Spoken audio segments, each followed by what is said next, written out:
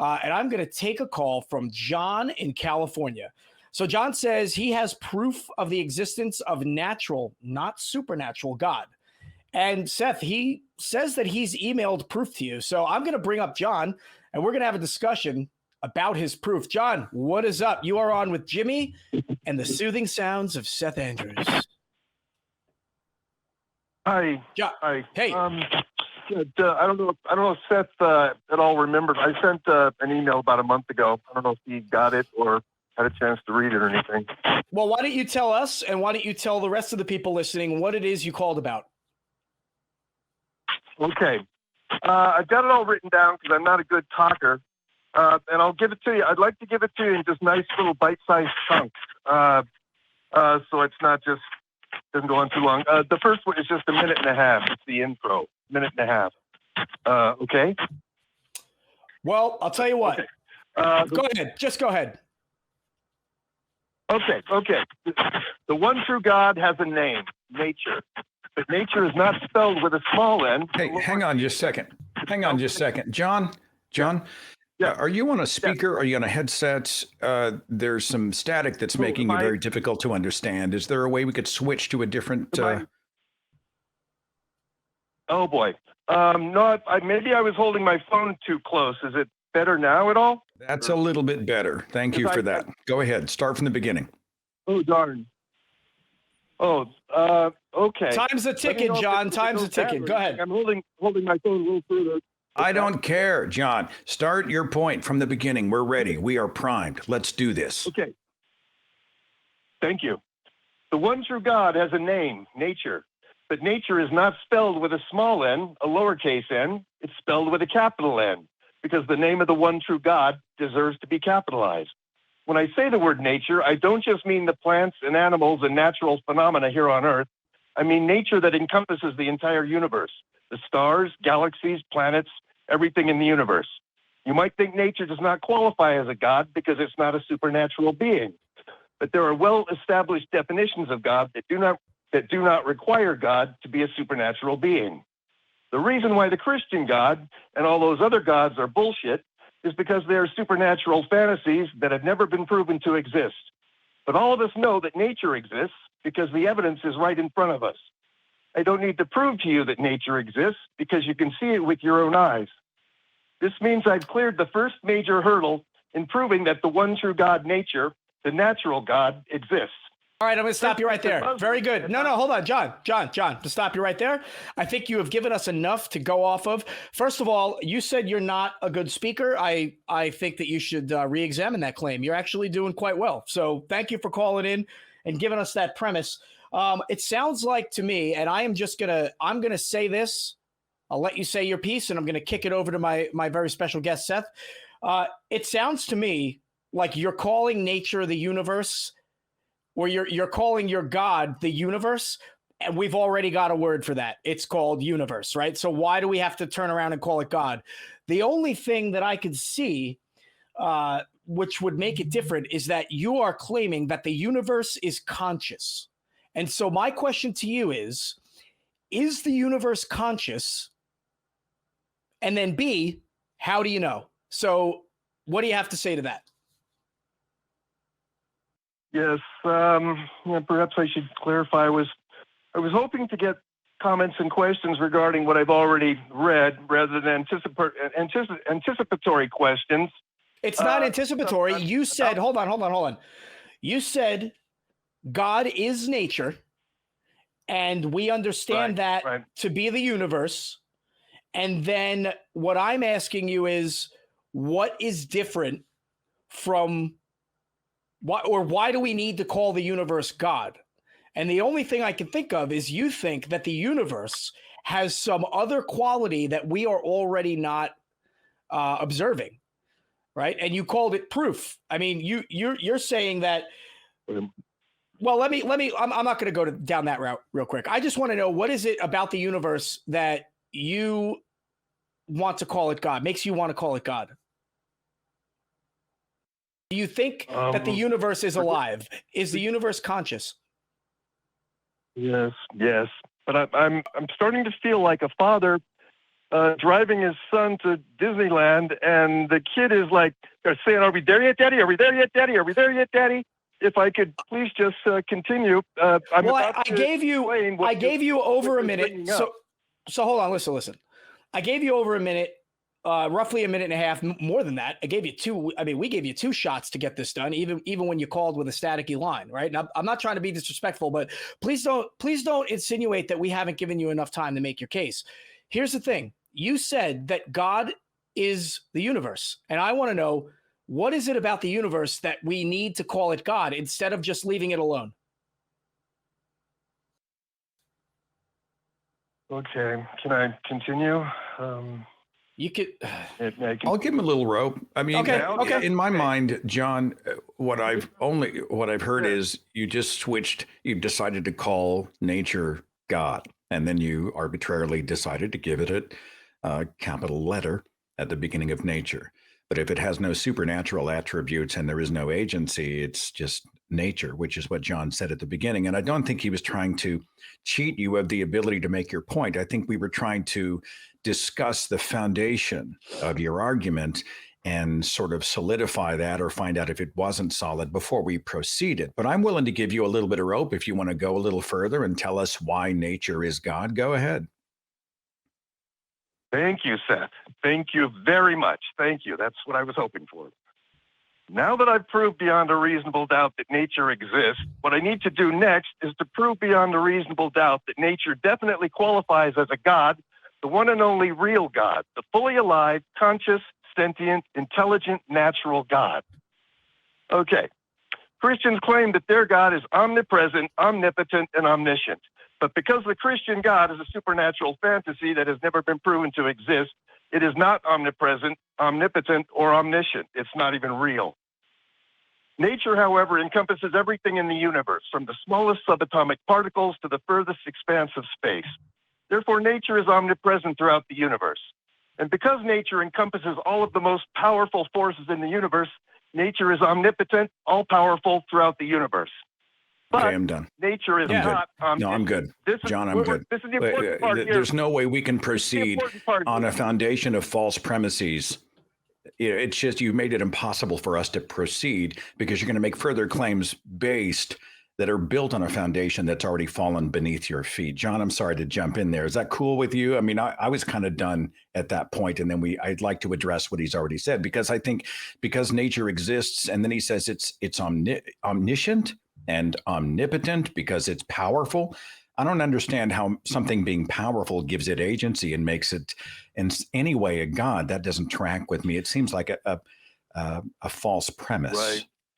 Yeah, John, and all I was saying is I knew where you were going earlier. I wanted to just skip over that whole thing, instead of put you in a position where you start poo-pooing on everybody else's beliefs, and saying that you have this proof about why your thoughts or your opinion of God is true.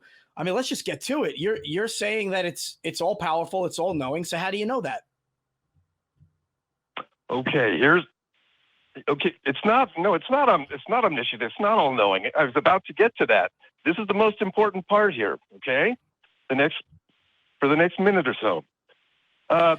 Nature is not omniscient. Nature is not all-knowing. For billions of years, nature was as dumb as a rock. Before nature created life, the universe was a dead, lifeless universe made of energy and matter. Nature had no consciousness, no intelligence at all. The universe was not even aware of its own existence because there was no way for the universe to observe or perceive its own existence. But the one true God, nature, is so awesome, it has the intrinsic ability to create life, which developed into conscious, intelligent life.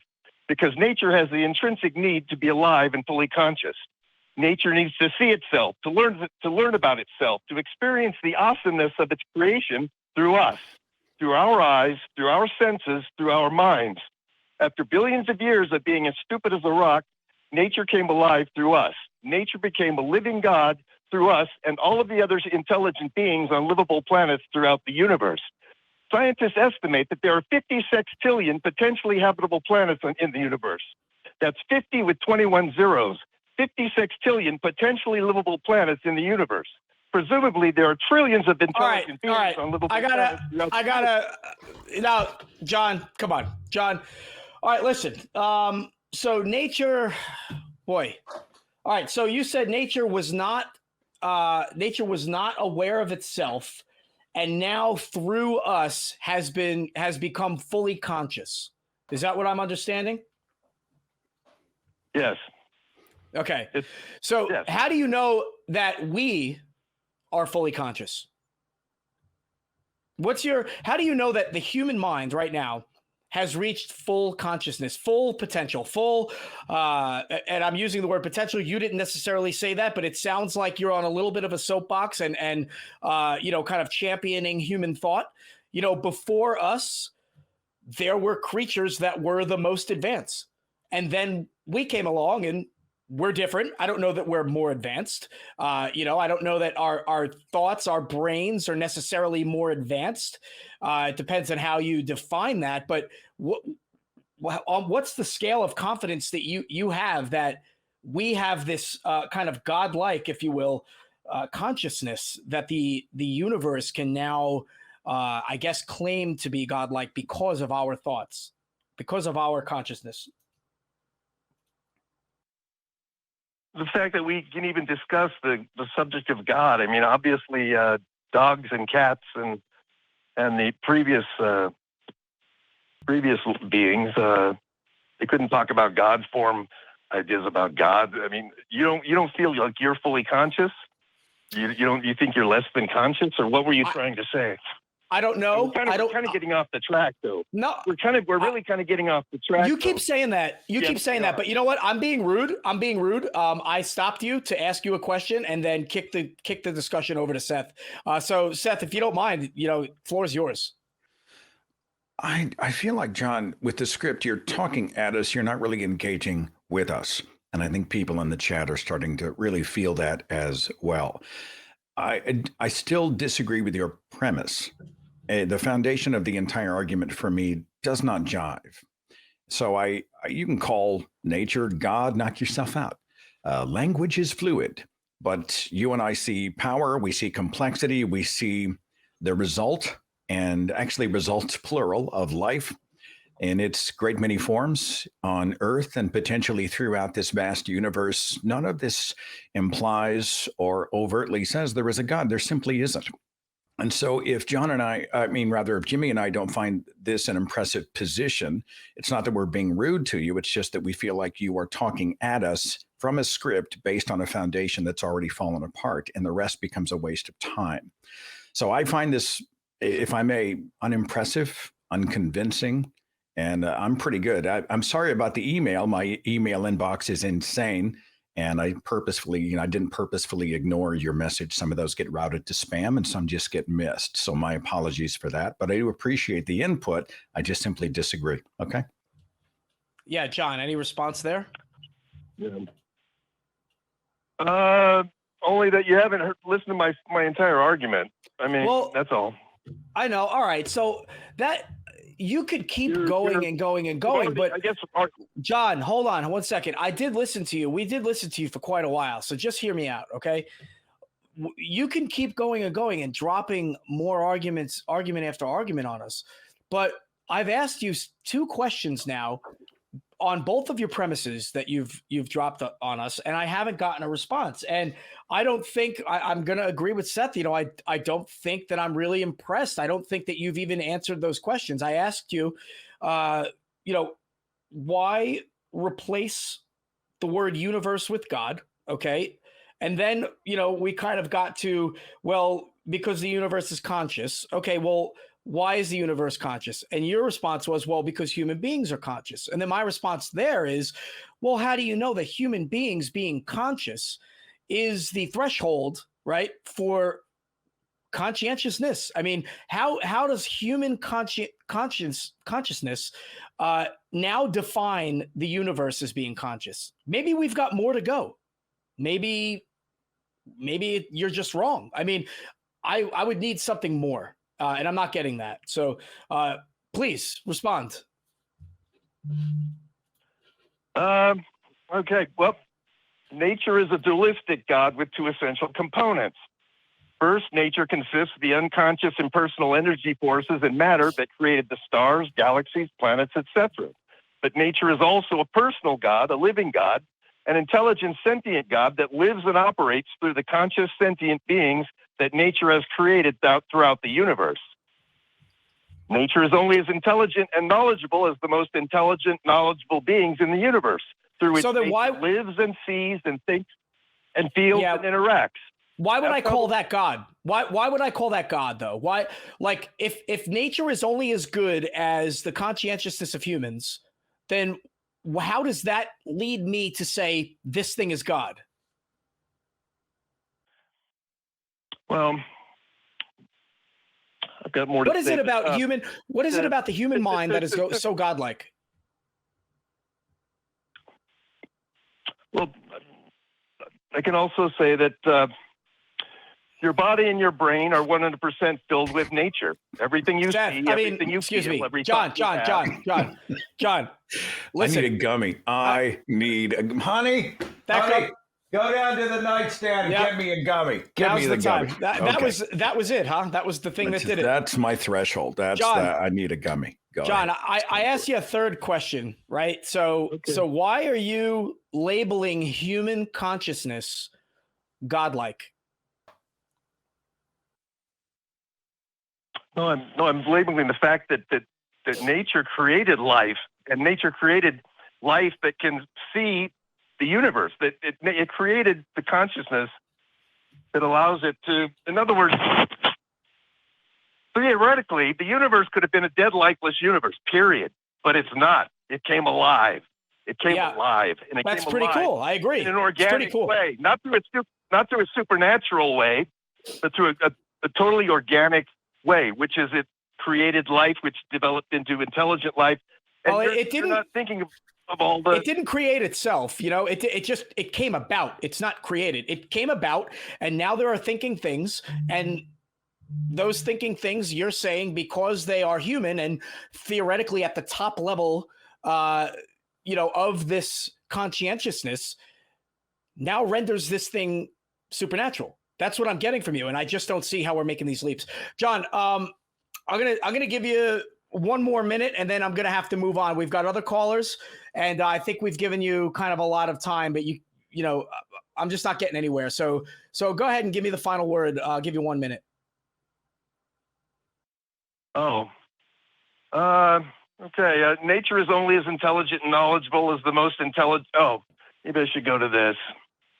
I'll tell you what, John, thanks for calling. And, I really appreciate it. I think that you're a lot better of a speaker than you give yourself credit for, to be honest with you. But I just don't think that your argument is really coming to fruition. And we've given you a few opportunities. I encourage you, take what you've got, right? Go give it a look. Maybe have somebody read over it. Give us a call back. But right now, we are going to move on. Seth, any reflection on that call? Well, I think the difference between speaker and sort of regurgitator from a script is different. I never felt like I was really engaging John. I totally get people preparing their thoughts before they engage in a very public way. And I encourage that. I do that in my own activism as well. But there's just something about the way it was sort of talking at us. I felt like we weren't able to establish right off the bat the foundation for his argument was valid, and yet he wanted to go to the paragraphs that stemmed from it, that were built on top of it, and that becomes a point of frustration. I also sense the language of agency when he talks about how the universe was creating life. And whether or not he means agency, that's how it reads, almost as if we were an end result that was intended. At the end of the day, we don't disagree that life does exist as a result of the singularity. It's vastly complex. Statistically, it is almost certain that there is life, perhaps even intelligent life elsewhere. There is power, great power, far beyond human power in the cosmos and even here on Earth. All of that is wonderful and fascinating and amazing, and none of it has godlike qualities to it. Using our definitions, and there are several definitions, and none of them cover nature. I just call it nature because I think the word nature covers it. And so that's all I've got, Jimmy.